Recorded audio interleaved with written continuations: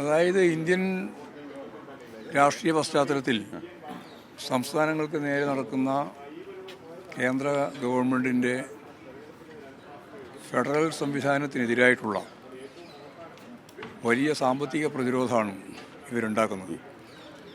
അപ്പോൾ അതിനെ നേരിടാൻ വേണ്ടി പ്രധാനമന്ത്രി ഇന്നലെ പറഞ്ഞത് എല്ലാ ഫാസിസ്റ്റുകളും പറയുന്ന അതേ പല്ലവി തന്നെയാണ്.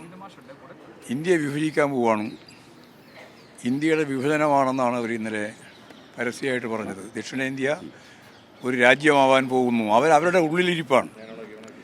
അതായത് എല്ലാ പ്രധാനപ്പെട്ട ദേശീയ പ്രശ്നങ്ങളും വരുമ്പോൾ, ജനങ്ങൾ അഭിമുഖീകരിക്കുന്ന പ്രശ്നങ്ങൾ വരുമ്പോൾ, ആ പ്രശ്നങ്ങളിൽ നിന്ന് ജനങ്ങളുടെ ശ്രദ്ധ തിരിച്ചുവിടുന്നതിന് വേണ്ടി ലോകത്തെമ്പാടുമുള്ള ഫാസിസ്റ്റുകൾ ചെയ്തുകൊണ്ടിരിക്കുന്ന ഒരു പ്രധാനപ്പെട്ട കാര്യം തന്നെയാണ് അജണ്ട വെച്ച് ഇന്നലെ ഇന്ത്യൻ പ്രധാനമന്ത്രി വിശദീകരിച്ചിരിക്കുന്നത്. ഇന്ത്യയുടെ അവിഭാജ്യ ഘടകമാവാത്ത ഏതെങ്കിലും ഒരു ഇന്ത്യൻ സംസ്ഥാനം ഈ ഇന്ത്യയിൽ എവിടെയെങ്കിലും ഉണ്ട് എന്ന് പറയാൻ സാധിക്കുന്നതല്ല. പക്ഷേ അതിലേക്കാണ് ഞങ്ങൾ നീങ്ങാൻ പോകുന്നത് എന്നതിൻ്റെ പരസ്യ പ്രഖ്യാപനമാണ് ഇന്നലെ നടത്തിയത്. ജനങ്ങൾ അഭിമുഖീകരിക്കുന്ന പ്രശ്നങ്ങൾക്ക് പരിഹാരം കാണണം. കേരളത്തിൻ്റെ പ്രശ്നം എന്ന് പറയുന്നത് കേരളത്തിലെ കർഷക തൊഴിലാളികൾക്ക് കൊടുക്കേണ്ടുന്ന പെൻഷൻ, ക്ഷേമ പെൻഷൻ്റെ ഭാഗമായിട്ട് നൽകേണ്ടുന്ന 62 ലക്ഷം ആളുകൾക്ക് കൊടുക്കേണ്ടുന്ന കൃത്യമായ പെൻഷൻ, അധ്യാപകർക്കും ജീവനക്കാർക്കും നൽകേണ്ടുന്ന DA, ഞങ്ങൾ തന്നെ പ്രകടന പത്രികയുടെ ഭാഗമായിട്ട് ചൂണ്ടിക്കാണിച്ചിട്ടുള്ള ഏറ്റവും പ്രധാനപ്പെട്ട ഒരു മുദ്രാവാക്യമായിരുന്നു നമ്മുടെ നാട്ടിലെ ഏറ്റവും പ്രധാനപ്പെട്ട ഇന്ത്യയുടെ തന്നെ ഒരു പുതിയ മുദ്രാവാക്യമായിരുന്നു വീട്ടമ്മമാർക്ക് പെൻഷൻ കൊടുക്കുക എന്നുള്ളത്. കൊടുക്കാൻ സാധിക്കുന്നില്ല. 13 ഇന നിത്യോപയോഗ സാധനങ്ങൾ കഴിഞ്ഞ 7 വർഷമായിട്ട് ഒരു നയാ പൈസ വർദ്ധിപ്പിക്കാതെ, വില വർദ്ധിപ്പിക്കാതെ ഇന്ത്യയിൽ ആദ്യമായിട്ട് കൊടുത്തുകൊണ്ടിരുന്ന സംസ്ഥാനം കേരളമാണ്.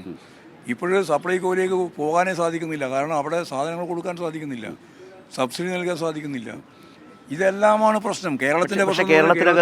കേരളത്തിനകത്ത് കുറേ ആളുകളെങ്കിലും പ്രതിപക്ഷം അടക്കം ഇതെല്ലാം സംസ്ഥാന സർക്കാരിൻ്റെ കുഴപ്പമാണെന്നുള്ള മട്ടിലുള്ള ചിത്രീകരണമാണല്ലോ നടക്കുന്നത്. ലോകത്ത് ഒറ്റ ഒരു സംസ്ഥാനത്തിൽ മാത്രമേ പ്രതിപക്ഷം ഒരു വികസന പ്രവർത്തനവും സമ്മതിക്കില്ല എന്ന് പരസ്യ പ്രവർത്തനം നടത്തുന്ന, അത് പരസ്യമായിട്ട് പ്രഖ്യാപിച്ച് നടക്കുന്ന ഒരേ ഒരു പ്രതിപക്ഷം മാത്രമേ ഈ ലോകത്തുള്ളൂ. അത് കേരളത്തിലെ പ്രതിപക്ഷമാണ്, പ്രത്യേകിച്ച് കോൺഗ്രസ്സാണ്. ഇതാണ് നമ്മളിപ്പോൾ കണ്ടുകൊണ്ടിരിക്കുന്ന ഏറ്റവും പ്രധാനപ്പെട്ട ഒരു ചിത്രം. നേരെ മറിച്ച് കർണാടകത്തിലെ കോൺഗ്രസ് സമരത്തിലാണ്, തമിഴ്നാട്ടിലെ കോൺഗ്രസും സമരത്തിലാണ്. കേരളത്തെ ഇന്നലെ പിന്തുണച്ചു ആ നേതാക്കൾ. അവർക്ക് കേരളത്തെ പിന്തുണക്കാതിരിക്കാൻ പറ്റില്ല. കാരണം കേരളം അഭിമുഖീകരിക്കുന്നതും തമിഴ്നാട് അഭിമുഖീകരിക്കുന്നതും ഇന്ത്യയിലെ BJP അല്ലാത്ത BJP ഏതര ഗവൺമെൻറ്റുകൾ അഭിമുഖീകരിക്കുന്ന പ്രശ്നം യഥാർത്ഥത്തിൽ ഒന്ന് തന്നെയാണ്. അത് ഗവർണറുടെ പ്രശ്നമായാലും സാമ്പത്തിക ഉപരോധത്തിൻ്റെ പ്രശ്നമായാലും നമ്മുടെ പദ്ധതി വിഹിതം കൃത്യമായിട്ട് തരാതിരിക്കുന്ന പ്രശ്നമായാലും എല്ലാ പ്രശ്നത്തിൻ്റെയും കാതലായിട്ടുള്ള കാര്യം കേന്ദ്ര ഗവൺമെൻറ്റിൻ്റെ തെറ്റായ നിലപാടാണ്. ഫെഡറൽ സംവിധാനത്തിനെതിരായിട്ടുള്ള സമീപനമാണ്. ഇവരുടെ ഔദാര്യമൊന്നുമല്ല ചോദിക്കുന്നത്. കേരളത്തിന് നിങ്ങളുടെ ആരുടെയും കൂടെ ഔദാര്യം വേണമെന്നല്ല പറയുന്നത്. കേരളത്തിന് ആവശ്യമുള്ള ഏറ്റവും പ്രധാനപ്പെട്ട കാര്യം ജനങ്ങൾക്ക് നൽകേണ്ടുന്ന ഉത്തരവാദിത്വം നിർവഹിക്കാൻ വേണ്ടിയിട്ടുള്ള ബാധ്യതയാണ്, ഭരണഘടനാ ബാധ്യതയാണ് കേരളത്തിനുള്ളത്. ആ ബാധ്യത നിർവഹിക്കാൻ അനുവദിക്കില്ല എന്ന പരസ്യമായിട്ട് പ്രഖ്യാപനം നടത്തിക്കൊണ്ടിരിക്കുന്നത്. അതിനെ അതിശക്തിയായിട്ട് എതിർക്കുക എന്നുള്ളതാണ് ഇന്ത്യയിലെ BJP ഏതര ഗവൺമെൻറ്റുകളുടെ എല്ലാം ചുമതല.